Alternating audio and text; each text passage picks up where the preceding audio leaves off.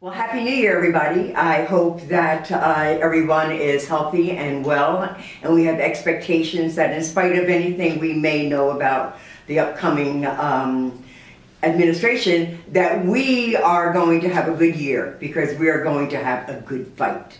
So the first day of Congress was yesterday, and this Congress, this Republican-controlled Congress, did three things that were really bad as far as I was concerned. They passed a rule that will fine members for recording on the House floor. That has to do with the sit-in. They're trying to shut down America's opportunity to see what they are doing. They're making it easier to repeal the Affordable Care Act and doing that in a very sneaky manner. And they tried to gut the Office of Ethics. So that kind of tells you where we're going. But today is the second day, and they're proposing to do something that I think that is equally harmful. I have with me Scott Slesinger, who is from the National Resource Defense Council. He's a former staffer with our great Senator Frank Lautenberg. And Scott and I are going to discuss the REINS Act and what it means. In a nutshell, this act is going to have a negative impact on regulations that are being passed to protect our communities, our individuals on so many different levels. It is going to impact environmental issues, healthcare issues, financial issues, labor issues, and so on. Any regulation is going to undergo a kind of scrutiny that is designed to slow it down and to create as much of an environment as possible where the special interests will control what's happening and not government doing what it's supposed to do. So I want to engage in a short conversation with Scott. Thanks for being here. Glad to be here. About the implications of the proposal, particularly as it relates to the environmental community. Give me some of the highlights that you see in this proposal that will negatively impact important work that needs to be done in protections. Thank you very much.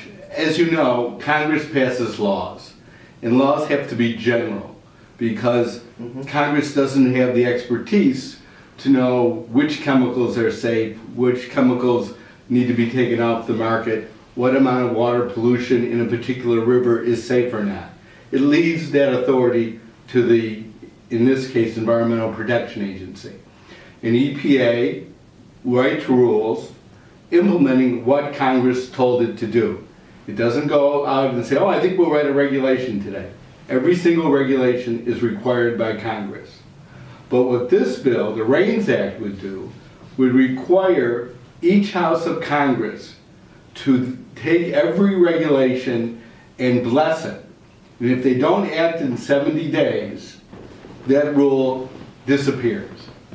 And so no rule is likely ever to get approved again because regulators won't spend the time or money doing a rule that some future Congress can decide, oh, we're not going to approve it. And because the rules are real complicated, they need scientific review. When things go to Congress, that isn't what people are deciding under, it's lobbyists. We'll take, for instance, a methane rule. A methane rule is going to require refineries to stop leaking from the refineries. The refinery companies are going to come in and lobby and say, oh, this is going to be expensive. This is going to make the price of natural gas to go up. What it really is, it's a jobs bill. They're going to have to hire plumbers to fix the leaks. But they're not going to hear from the plumbers.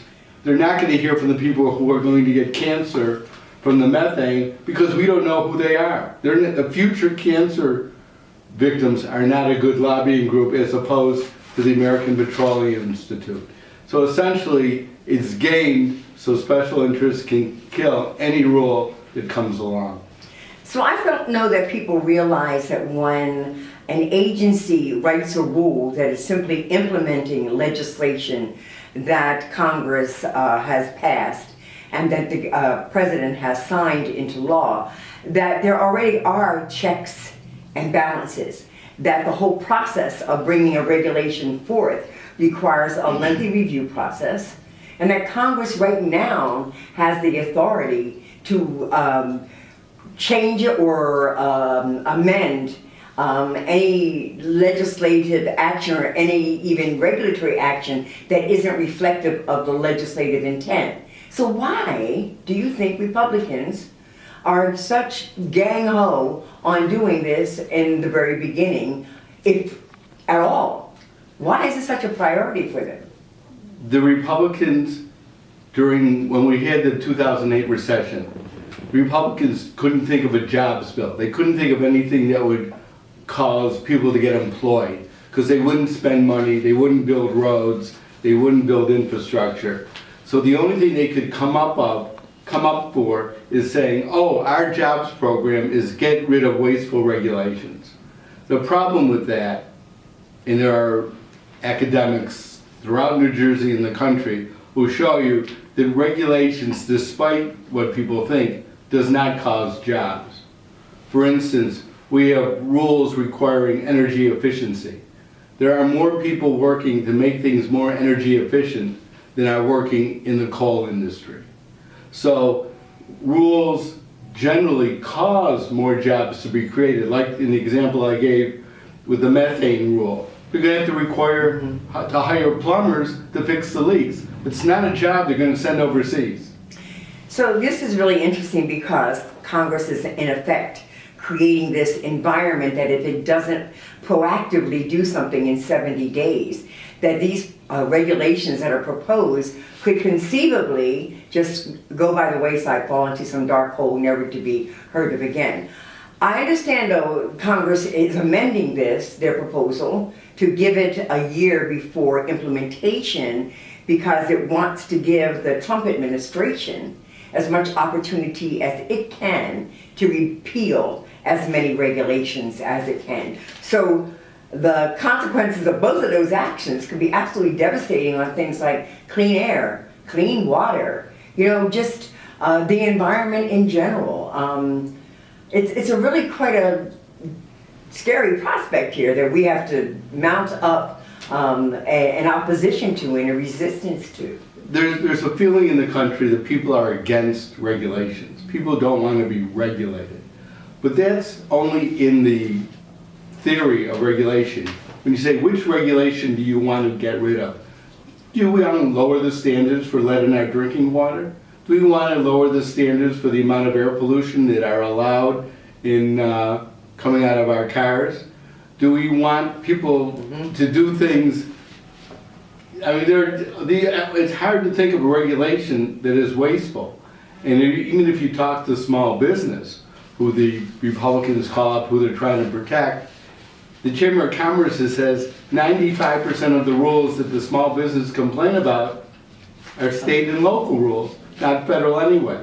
So who we're really protecting or who they're protecting, are big industries like oil, gas, those types of utilities that not only are the biggest campaign contributors, they just happen to be the biggest polluters.